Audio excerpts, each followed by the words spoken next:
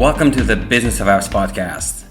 Today, we're excited to feature a panel discussion we hosted at our App Promotion Summit Berlin last December. It focused on a crucial topic for all app marketers: user acquisition in 2025. The panel covered a wide range of topics, including optimizing ad channels, the shift from attribution to incrementality, exploring new growth channels, and more. George Nasvishvili, co-founder of WeUp, moderated the panel. And the panels included representatives from Stillfront Group, AutoScout24, The Job, and BGNet Mobile. Alright, without any further ado, let's go. Hi guys, welcome to our panel discussion. Today we're going to talk about redefining user acquisition in 2022. User acquisition strategy. We're going to talk a lot about AI, what works, what doesn't for user acquisition, what kind of trends in creatives you guys knows and try, as well as what channels are good to try, alternative channels as well. We're going to talk about general learnings and epic fails that guys experience as well. I hope so.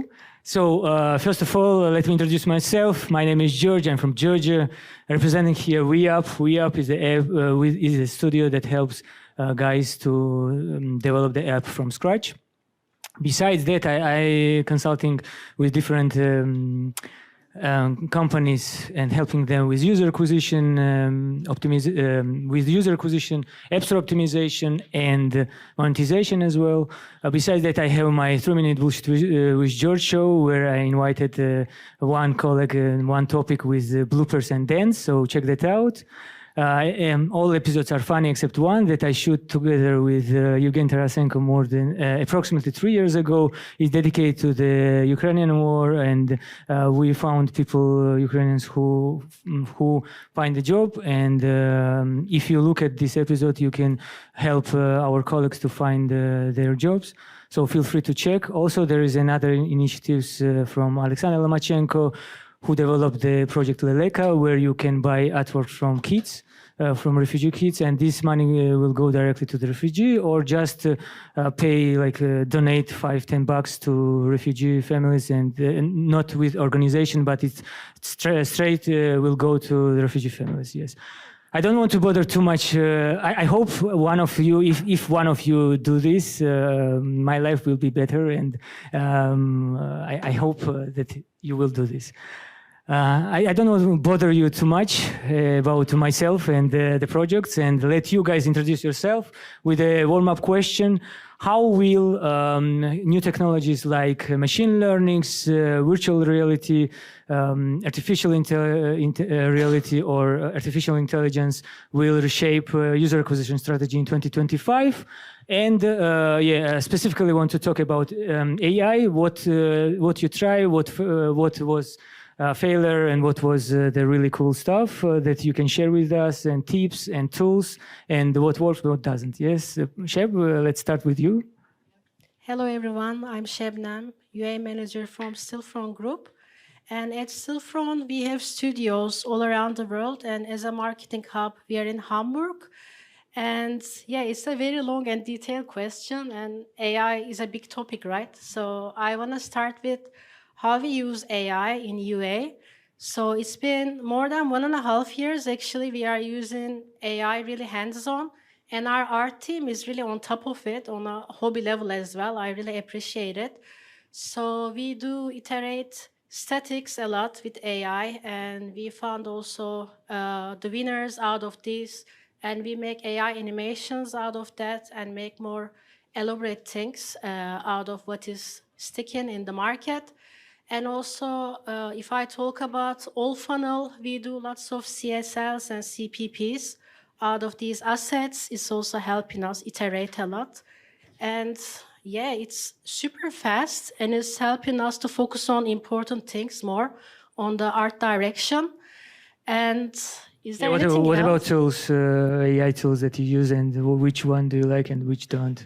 Actually, I don't use them myself. Our art team are using, but I know that we use Midjourney, also For localization, we use many different tools.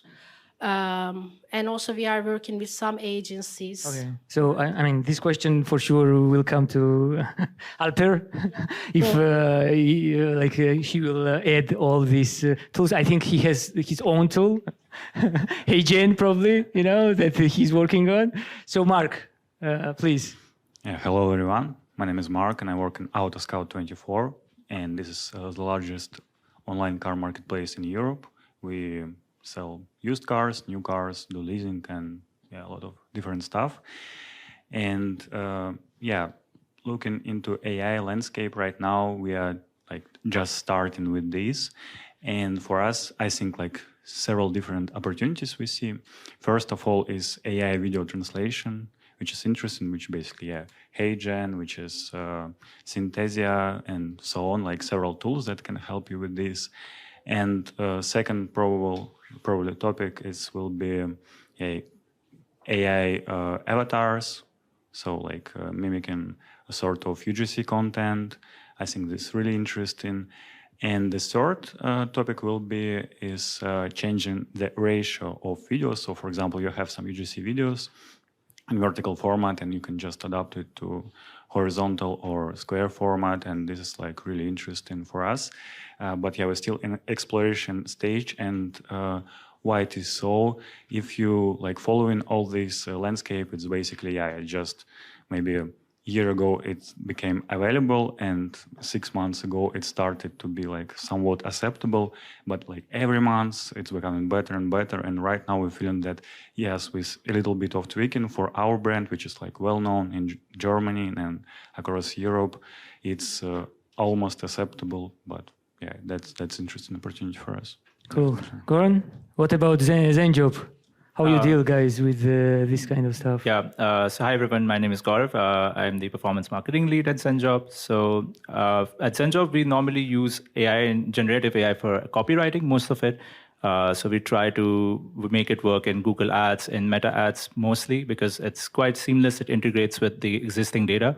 So I understand like Google's model and Meta's model, both of them have algorithmic capabilities to fetch your historical data, and also like if your prompt is good and you play around it for a while, you can generate nice images. You can also like have copy related to those images, and that could definitely help you to scale your ads. We have done some iterative tests before between like our own generated images, and we also done like AI generated images, and we have seen that they have like very similar CTRs and very similar conversion rates as well. So it's also like we are also in an exploratory phase of AI right now. We also use @creative.ai for videos, but that's again under exploratory stage, where we want to make sure that we are able to scale it up, and whether or not if it resonates with our audience, because that's the thing which comes down to it. Like some of the images and videos, they seem very AI, and it doesn't resonate with the audience. So that's what we want to see, like if we can create more natural looking images, which we can capture with the audience. Got it. Alper, I think you are consulting, you did a lot of stuff. I think last year we talked about AI tools as well. So from last year, what insights you can share with us from the tons of projects that you had this year, probably? So I think the tools are like, they're evolving, so you don't necessarily always need to change like different tools. Like, HeyGen is still good. It's even better than before.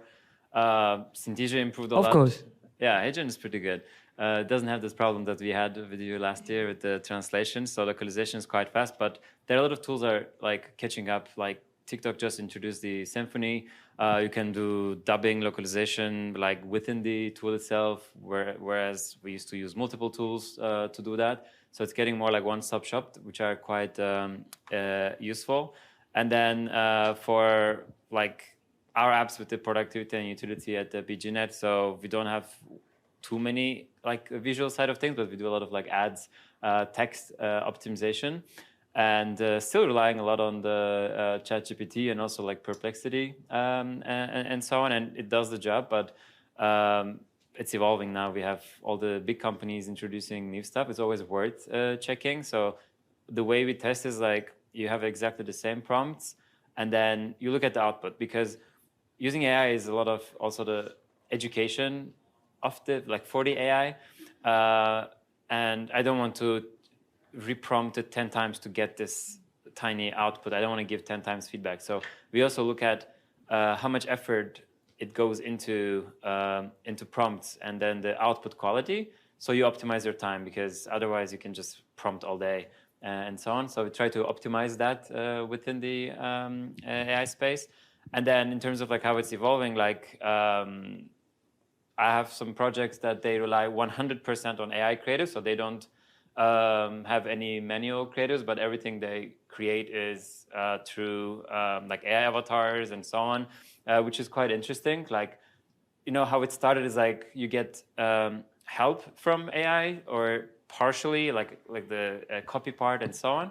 So it's really interesting to see that people rely 100% on AI on everything, including the visuals and the copy and all. And that will only, I think, evolve over time. These guys started earlier this year, so they never had another background, and then they had a lack of resources. So one guy manages the ads, creative production, running, reporting, and so on. And it's quite interesting to see that. Yes, you know it in theory, it can do it, but it's very nice to see that in practice, that running this at a 2x ROAS. Got it. I talked to Rudolf Heidelberg, and he also managed with 12 languages, and AI also helped him to reduce the scope with only focus on English version of the videos, and then through AI. He managed to do other 12 languages with tools like HeyGen or Synthesia. Also, beside these tools, which interesting tools I try actually. It's like Runway. Also, I don't know if you try image to video. It's really cool. It's kind of if you have a static image, you can return it to the video. Another interesting one, of course, the traditional one is DALL-E and Midjourney. But all downside of this tool is that you can't actually do it free trial. It's you have to pay. It's like bumper actually, and Midjourney in past had this that it's it was free trial, but they removed. So guys, I don't know if someone is in Midjourney, but please remove it back. For people, I think the engagement rate in that case will be way higher because the tool is really interesting and it's developed and it's really good for using for static image, I think. The next question actually with static image and stuff is about creatives. Yes, what are the new trends in creatives that you see in your industry? Yes, and what works, what doesn't work? I don't know. Let's start with Goran, with you. So for our industry, it's more about looking at what works for different demographics. Basically, if we have somebody who is 18 to 21, the creative messaging would differ for them compared to somebody if they are 22 to let's say 25. It differs from different age ranges. So for us, the most important trend is to work more on short videos, whether on the B2C side or on the B2B side. That's one of the trends. Of course, we know it's essential, but that's also where the messaging also differs quite a lot. So for us, to diversify our short videos to make sure that it's platform specific, not reusing Reels to TikToks or TikToks to Shorts, is to make sure that we have platform specific shots and we make sure that that's something which resonates with the audience. In addition to that, we also try to make sure that we are testing different design elements. That's, I think, something which has been quite pivotal for us as we have tested different CTAs, different colors, different brand designs, which could help us to make sure that we don't push creatives which are causing a lot of fatigue or if it's too much for the audience. So we try to keep we try to keep an eye on how exactly these specific creatives are working for us, how is the conversion on the lower funnel and the upper funnel, and to also make sure that we do have the right messaging for them. So I think these two are the most important parts of our creative strategies and the creative trends which we work on. And of course, keeping an eye on all the influencer marketing world, where we also try to see how exactly what trends are overall resonating with our brand, what trends are resonating with the demographics. So making sure we can tie that into our strategy for both organic and paid UA. Got it. Alper, Do you want to add something? I would say like AI avatars is what works the best from what I've seen. I don't know if it works, but I think it doesn't. I was just saying like AI avatars I think work the best. And on the static side, we don't experiment so much because of the because of the how like they're getting something realistic. Like we tried like flux and all that stuff, but we don't get the exact output that we need. So we anyway experiment more with the video and then the text side of things, and we don't do static as much, as the target audience is more engaged with video. So, Got it. Mark? Yeah, for us, I think it's a bit special because we are a car marketplace, and what works the best, it's basically the car and the price, right? And if you target the right audience with the right car, it's amazing. But then you can like move further, and with videos, for example, what helps is automation. So simple, like showing several cars with prices for different price buckets for different audiences, which is like for every market it will be quite different, right? And what we saw that, yeah, UGC basically becoming more and more important for us across all channels. And for example, really surprisingly in Google Ads, it's becoming more prominent and interesting. So like before, you can just add some UGC ads there and they just simply doesn't work. So several years ago, but right now it's just growing and growing. And what I found also really interesting, so if before, and when we worked with UGC, it was more like, okay, this is our brand, this is our app, this you can do ABC and so on. But right now you just do videos about stuff like, okay, how can you choose your first car? How can you, and for example, it's like really interesting how automatic transmission works on a car. So like apparently there are like a really huge segment of people who buy their first car and they're not really familiar with this kind of stuff. And for them, this is important. They click, they engage with the ad, and they install the app, which is like for buying a car.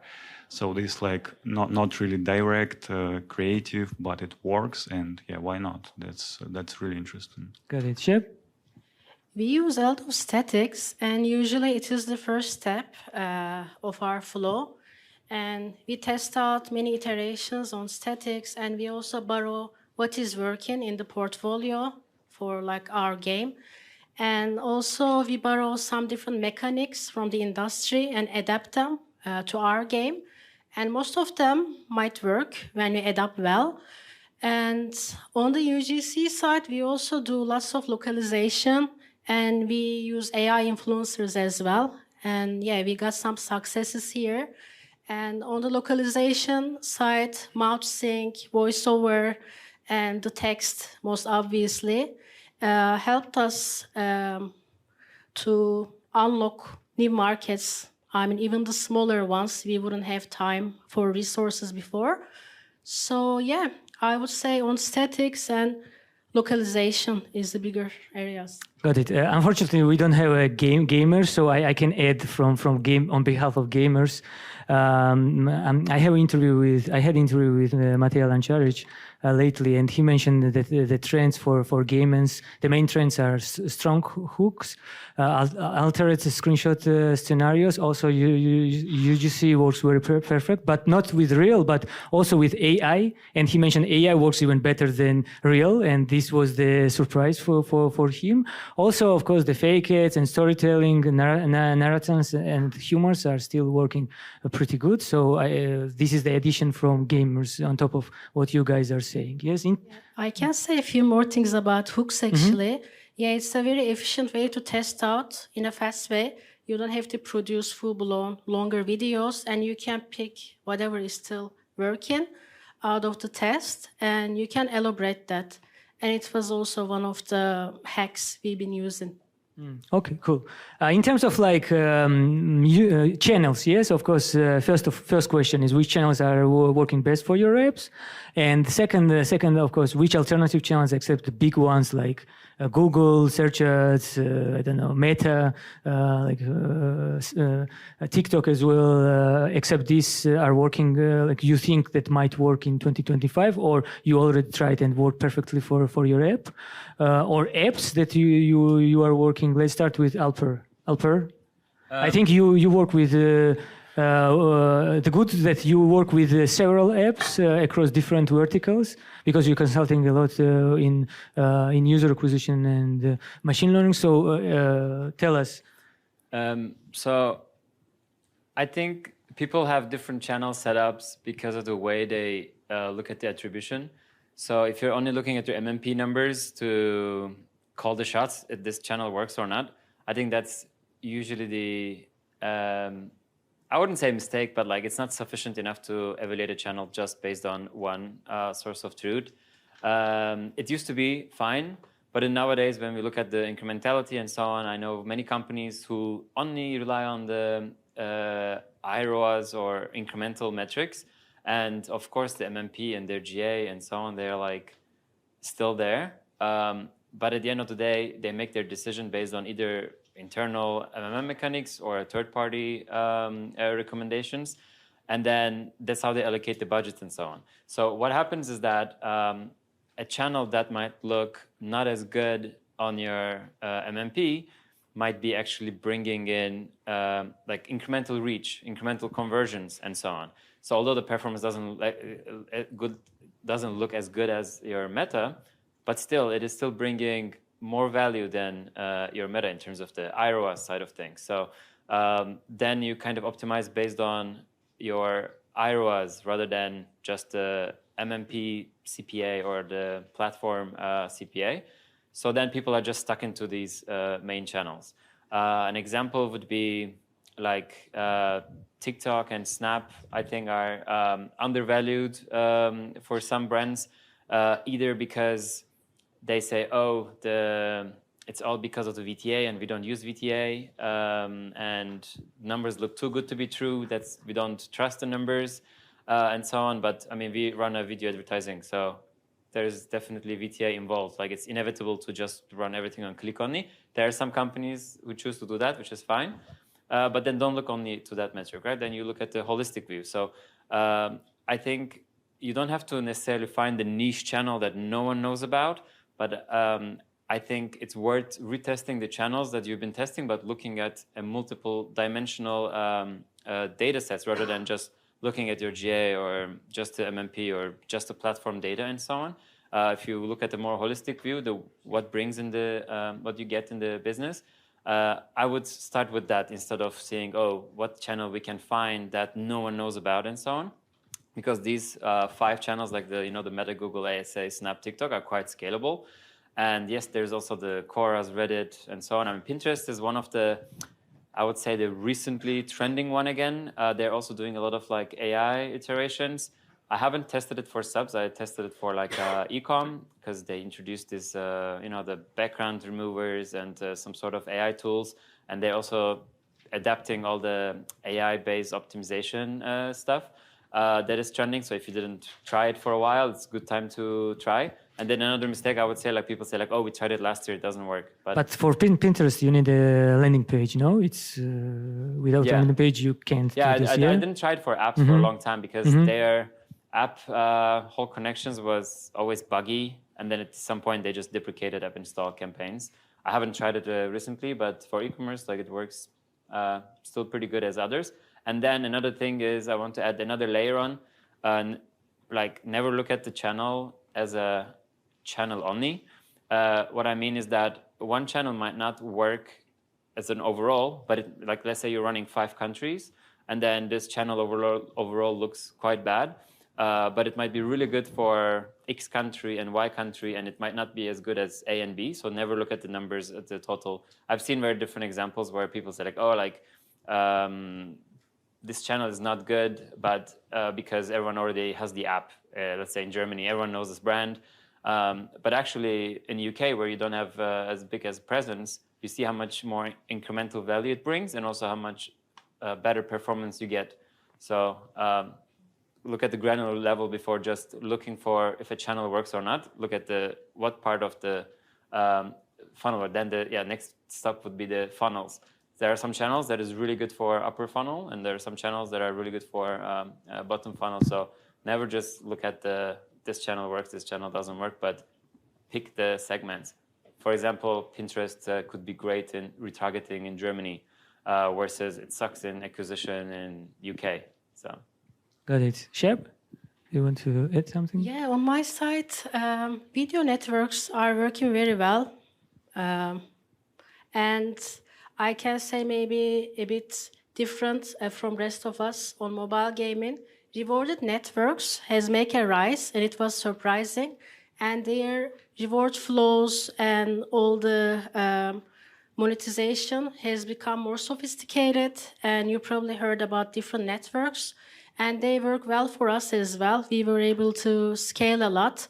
And the retention has improved over time, hand-to-hand with our account manager. So I can recommend that. I think they are not alternative anymore, and they are mainstream, but it wasn't like this few years ago. So rewarded networks are pretty good on our side. And yeah, I already said video networks, AppLovin, everybody's talking about that. It's no secret. And like Alper said, I think it really makes sense to evaluate the success long-term and short-term, and how your multipliers are behaving, how is the retention, how is the long-term ROAS.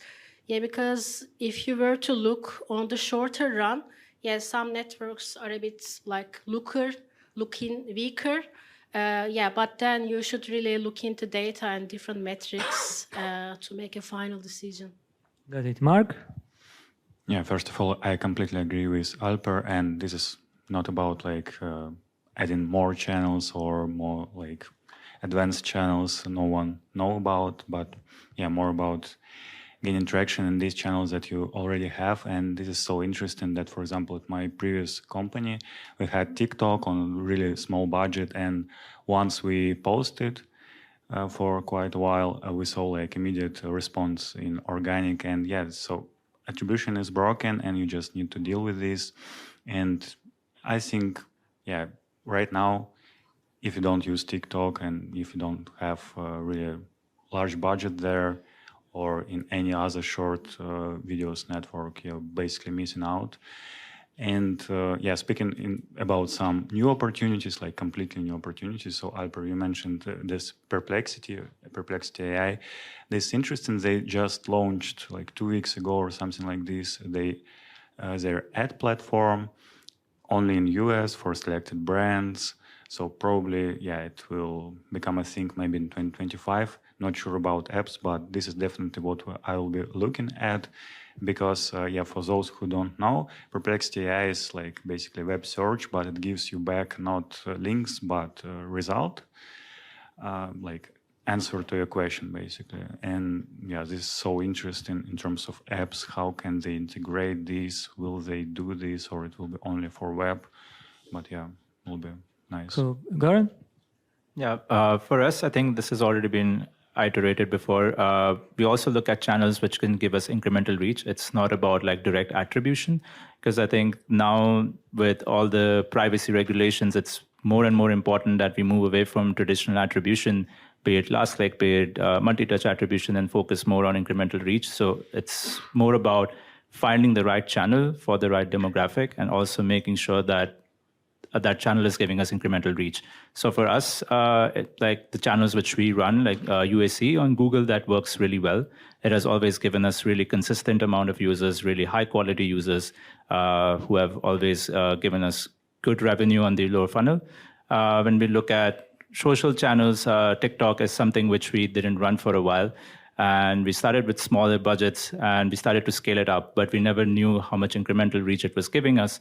So we started doing conversion lift studies, and we did one recently, and it showed us like we got good incremental reach from that. So I would say like doing conversion lift studies is quite important for your channels. That would definitely give you a holistic view as to how it's working out for you. And also for us, like we also look into like platform specific channels as well. Like for example, there could be regions where the penetration of iOS users is lower than Android. So in those regions, we normally only run, let's say, TikTok Android campaigns. And for iOS users, let's say we run more on UAC or TikTok, or let's say combination of meta ads.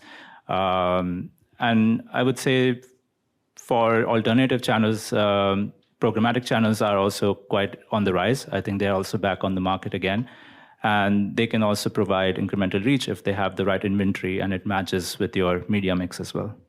Got it. Let me disagree with some of you guys, because if we agree with everything, it's super boring. It's like, hey, we agree, yeah. Next question. No, guys. That doesn't work at my panel.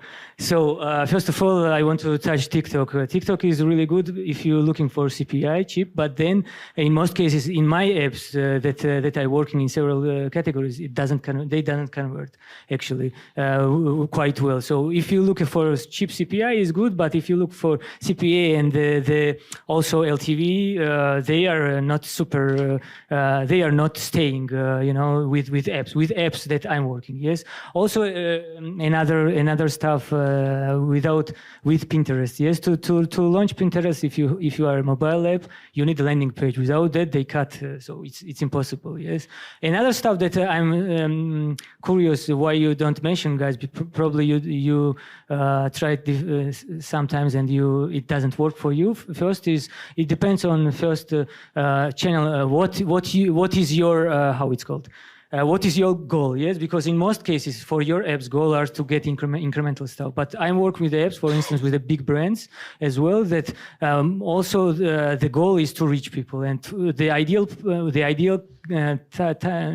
place to reach channel is TV. I talked to my old colleague Chris. He's in this hall, and for some apps also the TV commercial works very well, and reach is very high, especially in the southern countries where the reach of TV is still high. For instance, for Italian market. Also, what we are talking about new stuff is connecting TV as well, which is really big in US. And if you have like market US, I encourage you to try this channel. It's really good. Also, I know the apps that are only like focusing on influencers. They have one channel, influencers, and that's it. In most type, it's a gaming stuff, but still some influencers are getting a lot of traffic for them on a constant basis. So this also on top, I want to add in terms of course, it's not relevant for games, but it's relevant mostly for apps, some kind of educational apps, or if you have health apps, etc. Web-to-web campaign. It's of course additional stuff. It's not like a main channel that you have to try, but it's nice to have, especially web onboarding, because I try for several verticals, educational and health, and it works perfectly. In terms of epic fails, my favorite question is epic fails and key learnings. So I mean, you can skip epic fails and only focus on key learnings, but would be also interesting from audience to learn from epic fails and what you should avoid and what you should try. Yes, please start with Goran. I think epic fails would be trying on UGC videos for us. Like when we started doing them, we tried a lot of micro creators, and we started with a lot of UGC videos. We launched them at scale thinking that, okay, now this will solve all our problems, but it did not work for us that well initially. So we tried to understand how it's working for us. We did some qualitative research to find out, asked our own customer base, what would they prefer? And then we knew that, okay, what we were doing with the creators, it was actually shit. It wasn't working for us. So that was like an epic fail when we started. And now we are able to scale it up based on feedback. When it comes to wins, I would say iterative creative tests, that's something which is working really well for us on still images, comparing AI-based images versus our overall in-house marketing creatives. So that is working quite well for us. A mix of those creatives within USC, within Meta is working at scale, and that's giving us a lot of incremental reach as well, and good conversion value for our users as well. So I think that's something which has been quite the learning for us in this particular year. Got it. Alper, I know you work not only with user acquisition, but also the MarTech stuff. So, and they are sometimes connected to develop, for instance, the templates or whatever for user acquisition stuff. So I would say the epic fails that I see across the board, is usually the tracking side of things. Tracking gets broken 4 weeks ago, and then they realize after a month, numbers are bad actually, what's going on, and so on. Sometimes it is because of developers, sometimes it's because of someone decides to change some MMP settings, and sometimes it's just the platform Facebook Events Manager UI changes something and now it rejects the events or it doesn't collect the events anymore, although you see them on the MMP and such. Like there are so many scenarios, then you don't see the AEM data on the MMP anymore and so on. Luckily, there's always a fix. But I would say like the MarTech related is like everyone almost had at least one MarTech failure at some point. And then in terms of the wins, we had like one case where from launching the paywall to actually success, there was like for one company, like I don't remember the exact number, like 70-80% drop off. So they actually want to buy, but then there's this huge drop off. And then we were looking for the ways to optimize it. Of course, you have the paywall optimization to make clear what they're going to be paying for and so on, with a bit more bold. But similar to what also Vahe mentioned in the cart abandonment, what we already started testing and we see already like good incremental results is that when the payment fails, so 90% of the apps that I've seen have just says purchase failed, right? Like you try and then if the purchase doesn't go through, it just says failed. So what you can just try to get back 5 to 10% of the users back is you just add retry. Like purchase failed, not just OK button. You have the OK button and you can also add the retry button. So it's all about these kind of smaller nuances that we have to analyze the full funnel and then see where you have the biggest drop off. Then you focus on that and you try to see, OK, why could it be? So easy hypothesis, OK, the price is maybe too high or they didn't know they're going to pay this much because it's written free here and there and stuff like that. So that was like a one interesting one. Another one is also related to cart abandonment, like a bit more FOMO driven push notification that they don't finish what they're supposed to finish. This was with regards to some, let's say, security related app. And then you're like, hey, like your data is still on dark web. Like, do you really want that? And then we had like I think around 30% uplift when we did the A/B test, which was interesting. Like they just decided not to buy at that time, but then you can, so you make use of the CRM in that way. You know, like in-app CRM and then outside of the app CRM with the push and so on. So those are definitely things to explore. And then on the maybe on the ASA side, what was interesting because for our apps like utility productivity, it's mostly like Google and ASA. We don't do much else.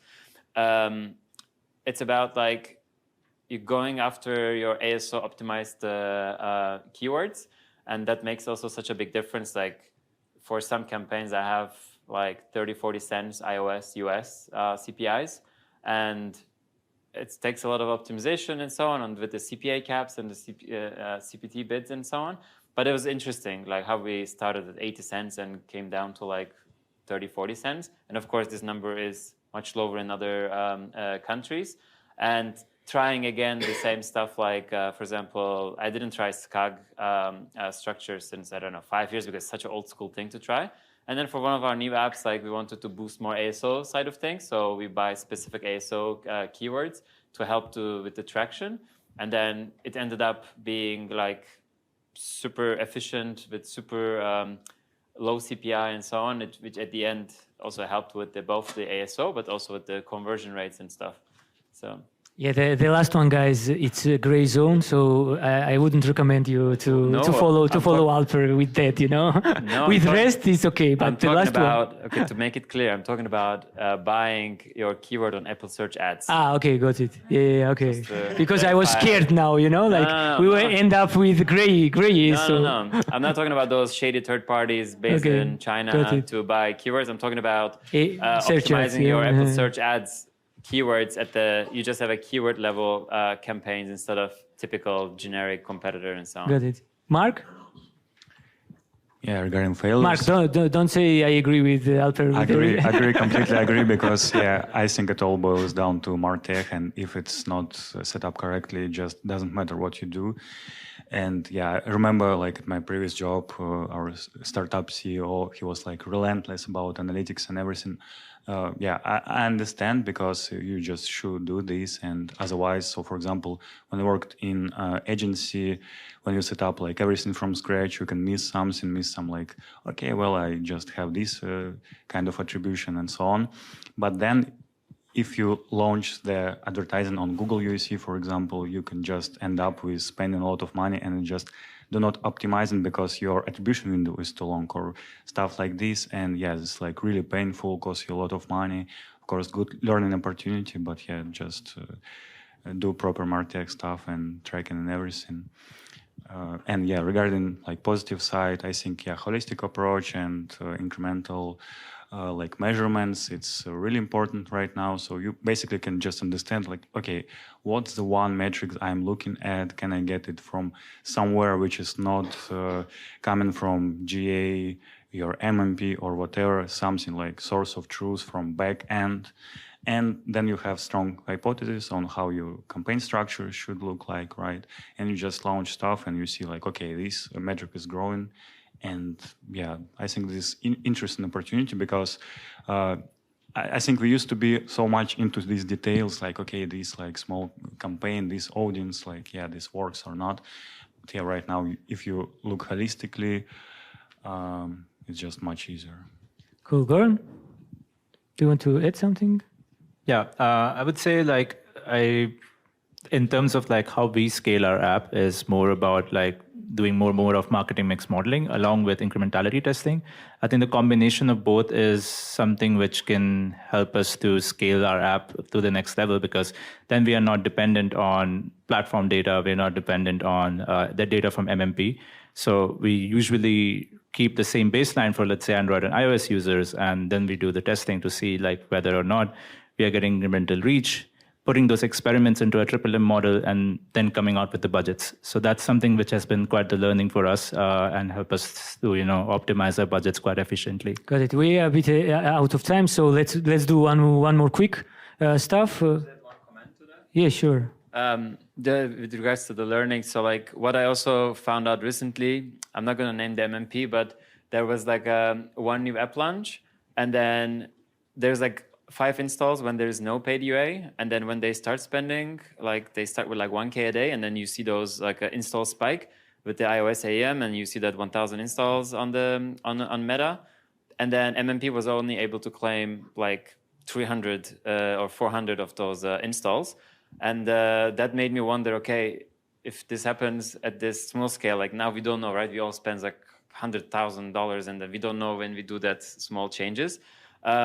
So it's worth looking into your raw data to see like how the IPs match and with the click IP and the install IP and so on to see how much is the discrepancy, because in this case the MMPs just said the click IP and the install IP were different, although I don't think it was different because there was no other source. So trust your MMP, but also be skeptical about how they handle it. So cool. Thank you so much, guys. We are out of time in more than 15 minutes. Thank you, panelists. Great stuff. To listen to more episodes, subscribe to our podcast on iTunes, Spotify, Stitcher, YouTube podcasts. Just search for Business of Apps and you will find us easily. Remember, we release episodes on Mondays, so subscribe and you'll be able to get new episodes on your smartphone, tablet, or computer as soon as we release them. And please don't forget to leave us a review or comment on iTunes. It is highly appreciated. And all episodes will also be available on businessofapps.com. Thank you for listening. See you next week.